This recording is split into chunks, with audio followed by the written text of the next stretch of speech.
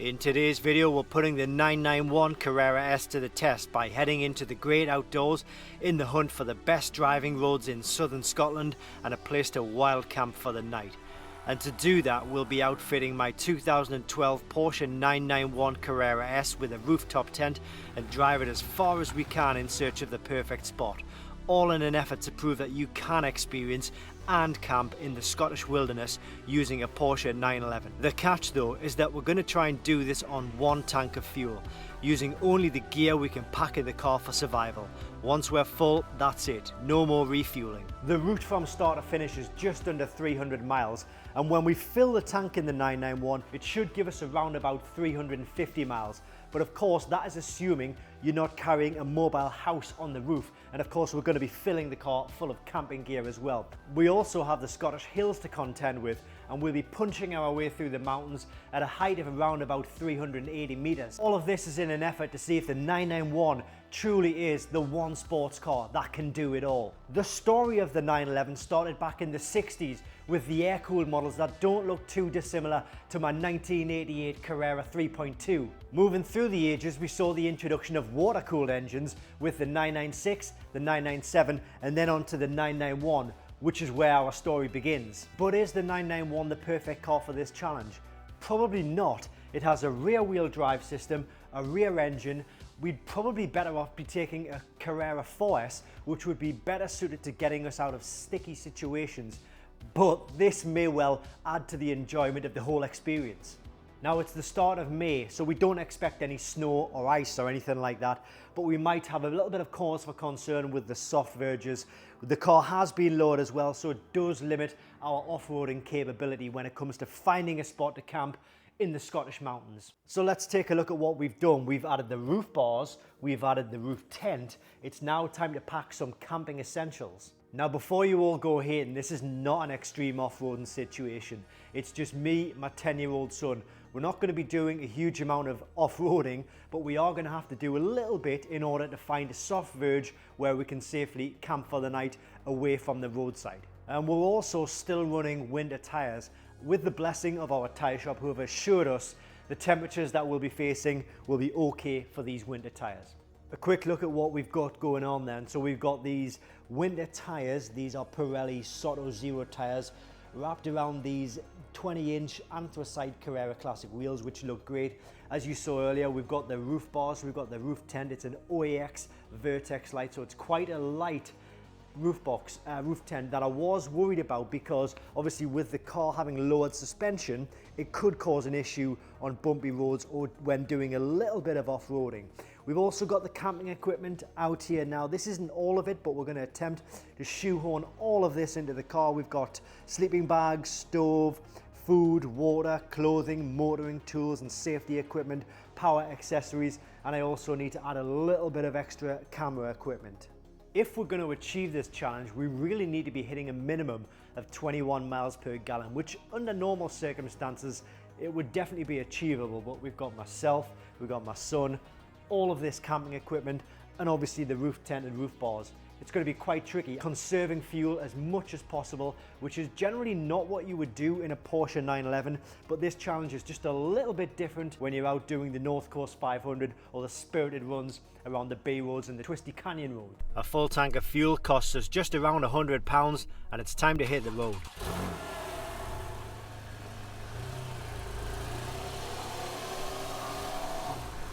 So we're heading west on the A69. The weather has taken a really bad turn. It's really starting to absolutely pee down right now.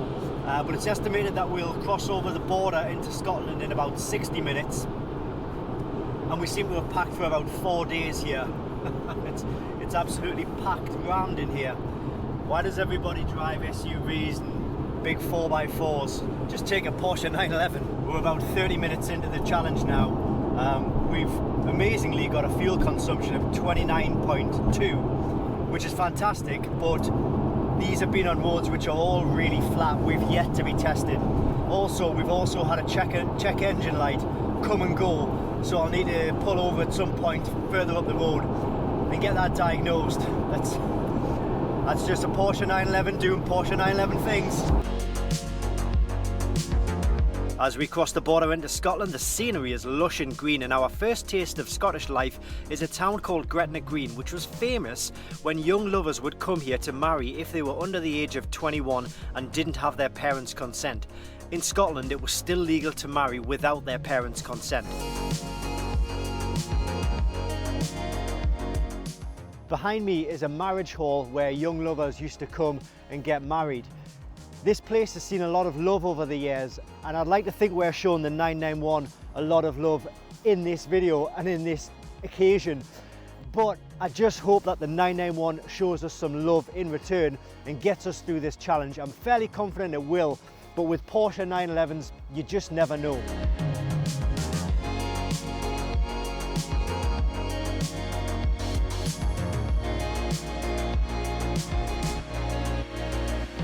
Quick fuel consumption update. We've travelled just under 70 miles and amazingly we've hit 30 miles per gallon. There's still a lot of uphills to go though, so I'm not getting ahead of myself.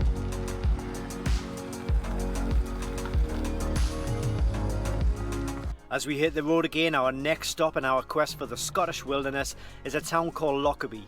You've probably heard of this place, and it does carry a really sad story.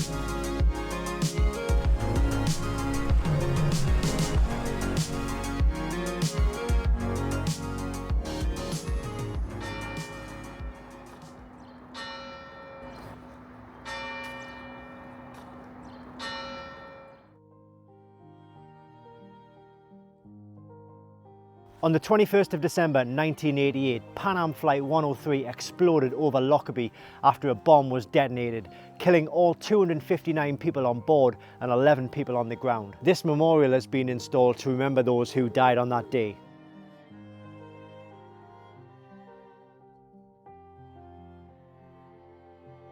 This place does carry a certain sadness, but I'm sure the residents of this lovely town will remember all of those who died on that December evening. MPG update, we've got a ride time of 2 hours 30, distance of just over 90 miles, consumption is coming down a little bit, 27.8. I'm still happy with that, but it's probably going to get worse as we go through the hills.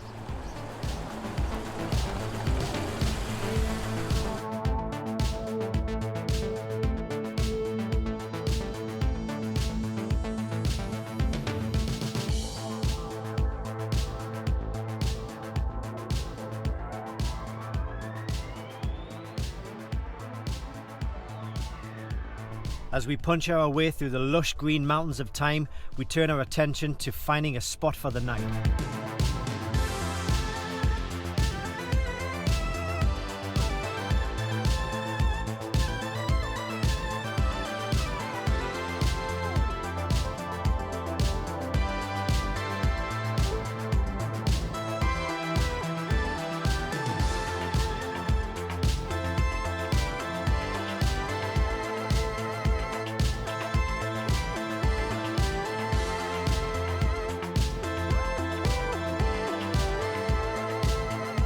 The Mennock Pass at over 380 metres high is a popular destination for other wild campers. So this looks like as good a place as any. The weather hasn't been too kind to us. It's really misty, really wet, really damp, but we're going to persevere and we're going to crack on with it. We're going to unfold the tent, we're going to stake our claim, get our camp out, get everything ready, and then we'll go explore some of these hills and some of these mountains. Hopefully we won't get lost in the wilderness because visibility is really, really low, so we've got to be careful about where we're going and making sure we know how to get back to camp.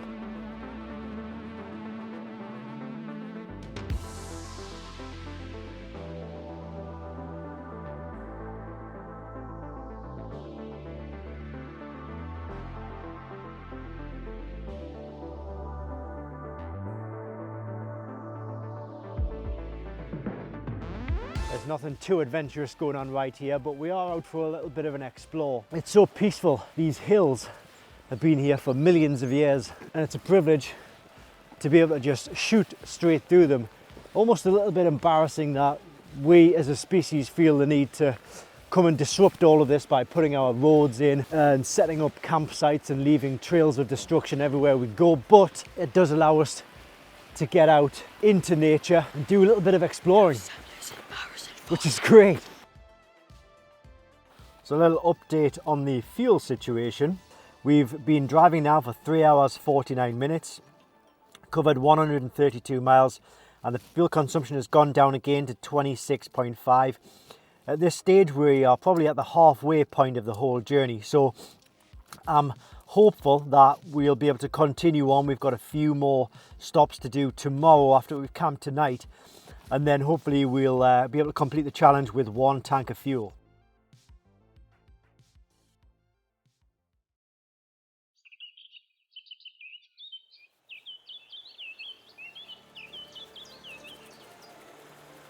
As we wake the next morning with fresh dew on the grass, it's time to finish our coffee, pack up our camp and head to the next destination.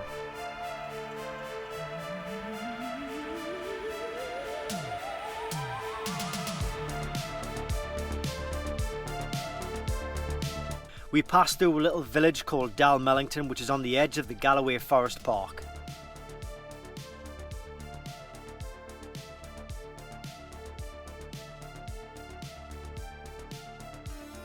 So this is Loch Doon, the largest freshwater loch in all of southern Scotland.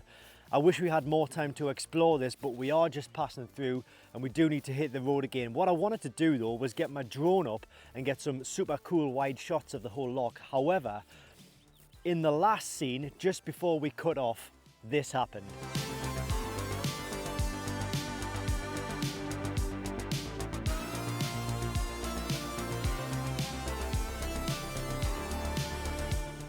So I really hope we can get that fixed, otherwise I'm going to have to buy a new drone. Quick update as well on the fuel consumption side of things. We are hemorrhaging. We are now down to 21.7 miles per gallon. Last night, at the end of last night, I thought we were going to probably breeze through this task, but this morning we've been through some up and down, sort of really hilly ascents and descents, and we're now, as I say, 21.7 miles per gallon. So things are looking a little bit iffy moving forward through the rest of the challenge. Let's hit the road.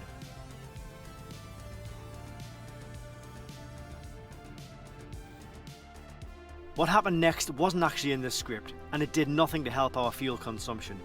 Irresistible roads with turns, twists and curves sent my tiny brain into meltdown, and I just couldn't resist opening the taps.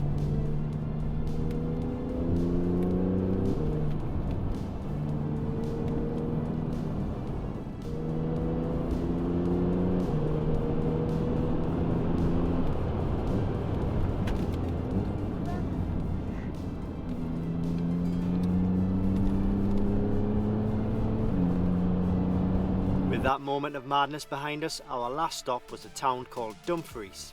Dumfries is the largest town in southern West Scotland. It's known for its many associations with Scotland's national poet, Robert Burns. It has a nice variety of shops, restaurants and places to stay, making it a favourite for visitors to this part of Scotland. Of course, I can't leave Scotland without picking up some shortbread. I'll be in big trouble if I return empty-handed.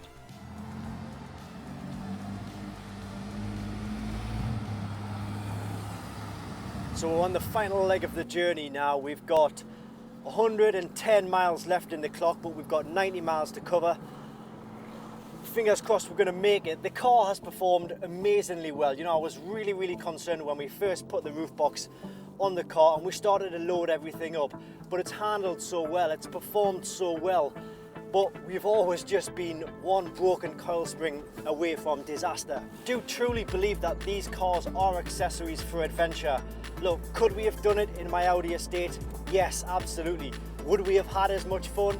Probably not. And that's the whole point. These cars are designed, these cars are accessories for adventure, which allow you to do these things, give you these opportunities, while also scratching that enthusiast itch. And as we chew up these final miles on the way back to the east coast from the west coast to see if we can complete this challenge in 1 tank of fuel.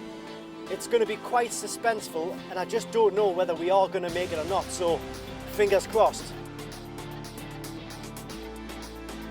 69 miles to go. We've got 80 miles left in the tank now. These hills are just squeezing whatever it can out of my fuel tank right now.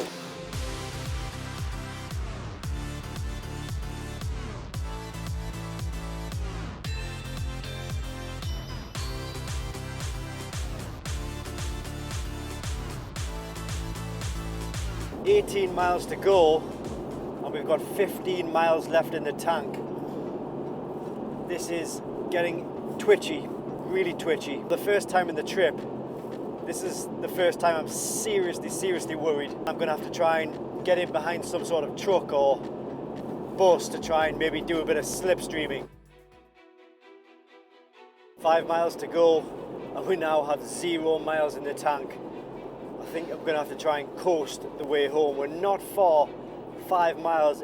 We're within touching distance now, but they normally do give you a little bit of extra fuel even when your fuel tank says it's on 0. And we're gonna put that to the test now. 5 miles on 0 miles. We've currently done 4 hours and 24 minutes worth of driving today. We've covered a distance of 179.7 miles. Consumption actually has gone up a bit, 25.5 miles per gallon with an average speed of 41 miles per hour. We've just got to try and sort of limp home now. So worried because now we're coming into like busy A1 traffic and it's now stop start. We're on a few traffic lights here, 0.8 miles away now, still on 0 miles obviously. The car is, I feel like it's sniffing on fumes.